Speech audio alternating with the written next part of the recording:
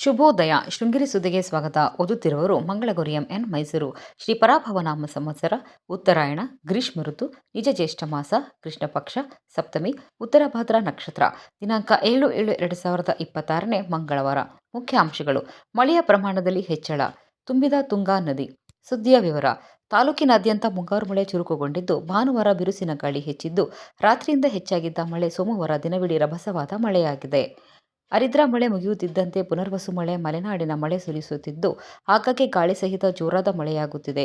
ತುಂಗಾ ನದಿ ಉಪನದಿಗಳಾದ ನಂದಿನಿ, ನಳಿನಿ, ಮಾಲತಿ ನದಿ ತುಂಬಿ ಹರಿಯುತ್ತಿದೆ.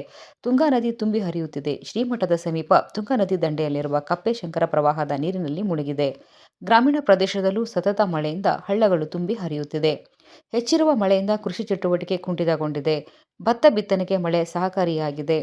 ತಾಲೂಕಿನ ಬಹುತೇಕ ಗ್ರಾಮೀಣ ಭಾಗದಲ್ಲಿ ವಿದ್ಯುತ್ ಲೈನ್ ಮೇಲೆ ಕಾಡು ಮರ ಉರುಳಿದ್ದು, ಸಂಪರ್ಕ ಕಡಿತಗೊಂಡಿದೆ. ಮೆಸ್ಕಾಂ ಸಿಬ್ಬಂದಿ ವಿದ್ಯುತ್ ಲೈನ್ ದುರಸ್ತಿಗಾಗಿ ಕರ್ತವ್ಯ ನಿರ್ವಹಿಸುತ್ತಿದ್ದಾರೆ.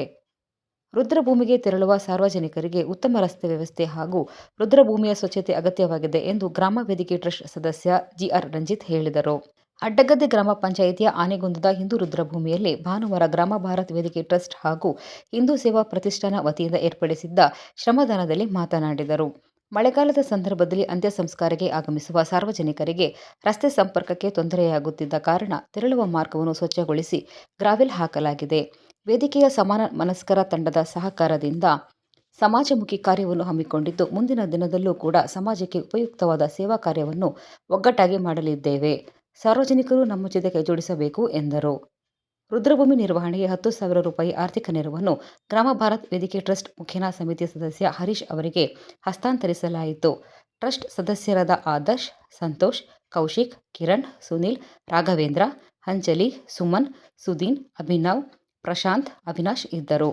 ಗ್ರಾಮ ಭಾರತ್ ವೇದಿಕೆ ಟ್ರಸ್ಟ್ ಹಾಗೂ ಹಿಂದೂ ಸೇವಾ ಪ್ರತಿಷ್ಠಾನ ವತಿಯಿಂದ ಭಾನುವಾರ ಆನೆಗುಂದ ಹಿಂದೂ ರುದ್ರಭೂಮಿ ಸ್ವಚ್ಛತಾ ಕಾರ್ಯ ನೆರವೇರಿತು.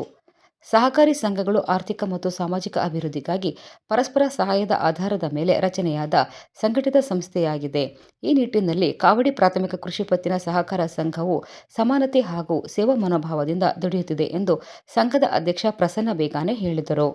ಅಡ್ಡಗದ್ದೆಯಲ್ಲಿರುವ ಕಾವಡಿ ಕೃಷಿ ಪತ್ತಿನ ಆವರಣದಲ್ಲಿ ಕೇಂದ್ರ ಸರ್ಕಾರದ ಸಹಕಾರ ಸಚಿವಾಲಯಕ್ಕೆ 5 ವರ್ಷ ಪೂರ್ಣವಾದ ಹಿನ್ನೆಲೆಯಲ್ಲಿ ಕಾವಡಿ PACS ಆಯೋಜಿಸಲಾದ ಸಸಿ ನೆಡುವ ಕಾರ್ಯಕ್ರಮದಲ್ಲಿ ಮಾತನಾಡಿದರು. ಸಹಕಾರಿ ಕ್ಷೇತ್ರ ಅತ್ಯಂತ ವಿಶಾಲವಾಗಿದೆ. ಅದರ ಬಲವರ್ಧನೆಗಾಗಿ ಕೇಂದ್ರ ಸರ್ಕಾರ ಎಲ್ಲ ರೀತಿಯ ಸಹಕಾರ ನೀಡುತ್ತಿದೆ ಎಂದರು. ನಿರ್ದೇಶಕ ಶ್ರೀಧರ್ ಅಣ್ಣುಕುಡಿಗೆ, ಸಿಇಒ ರೋಹಿಣಿ, ಸಿಬ್ಬಂದಿ ಭರತ್, ಸುದರ್ಶನ್ ಹಾಜರಿದ್ದರು.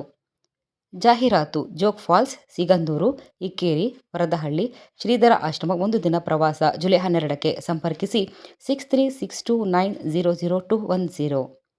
ಪ್ರಧಾನ ಸಂಪಾದಕ ಕೆಎಲ್ ಗೋಪಾಲಕೃಷ್ಣ, ಸಹಕಾರ ಕೆವಿ ರಮೇಶ್, ತಾಂತ್ರಿಕ ಸಹಕಾರ ಮಿಥುನ್ ಗುಡ್ಡೆತೋಟ ಮತ್ತು ಸೌಮ್ಯ ವಿಜಯಕುಮಾರ್.